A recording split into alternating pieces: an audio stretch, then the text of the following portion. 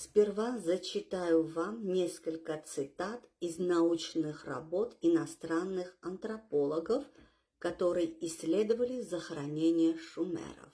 И вот что они имеют нам сказать. Бакстон и Райс обнаружили, что из 26 шумерских черепов 17 являются астралоидами, 5 остриксами и 4 арменоидами. Теперь мы смотрим на сайт, который называется «Расовые типы Шумера». И здесь мы видим, что вдобавок к Бакстону и Райсу, Пенниман, который исследовал шумерские черепа в Кише и в других шумерских захоронениях, пришел к выводу, что расовыми типами, которые ассоциируются с шумерами, являются астралоиды, остриксы и арменоиды. А сейчас мы видим на экране книгу самого Бакстона, которая называется «Народы Азии». И здесь он пишет: если я правильно понимаю позицию Гюнтера, то он считает, что шумеры в основном принадлежали к арменоидной расе. Здесь разница в том, что Бакстон и Райс считают, что шумеры относятся к астралоидам, к остриксам и к арменоидам, а другие антропологи считают, что они были в основном арменоидами. Подобные цитаты о шумерах-арменоидах мы видим и в книгах других авторов, таких как Эндрю Фрэнка и Эрика Трейдена. А сейчас я вам покажу канал с YouTube, который называется «Иудеи Израиля». И здесь автор показывает, что все артефакты шумеров и хеттов относятся к арменоидному типу. Let's look into ancient human populations of the Near East, described with the Armenoid phenotype. So one group mentioned are the Sumerians. So let's look at the Sumerians. So as you can see with the Sumerians, a non-Semitic people, they have this arched nose, as they said, and you see it in most, if not all, of their artwork, this long, hooked, nosed type is seen right here. Here's the Sumerian uniform, and they purposely, made themselves look like this aquiline nose. Some people might say triangular, or this curvature of the nose.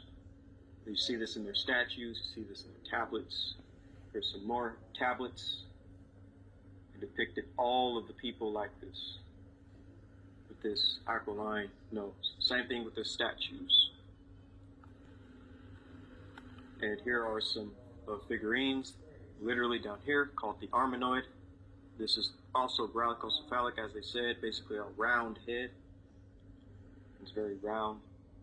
It's not dolichocephalic, i.e.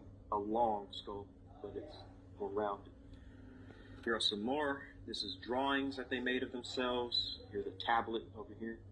But they do depict themselves with this very long curvature of the nose. Here are more tablets, more depictions, Sumerians. Here's another statue. Here's another tablet. You can see the Sumerian right here, the Sumerian cuneiform right here, as evidence. Here are a bunch of Sumerian statues with the way the Sumerians depicted themselves, these non-Semitic people of the Near East. This is how they depicted themselves. Here's some more curvature of the, as they said, curvature of the nose, aquiline, hooked. This is how Semites, well, not Semites, non-Semites depicted themselves. There's more. So another ancient people mentioned with the Armenoid phenotype are the Hittites, and Anatolian European people. So let's look at the Hittites. So this is here Hittite from Syria, early inhabitants of Western Asia. Again, Anatolian Europeans. To call this phenotype Semitic would not be 100% accurate. These are Anatolian European peoples with this aquiline features, is brachiocephalic round-head features and beards, by the way.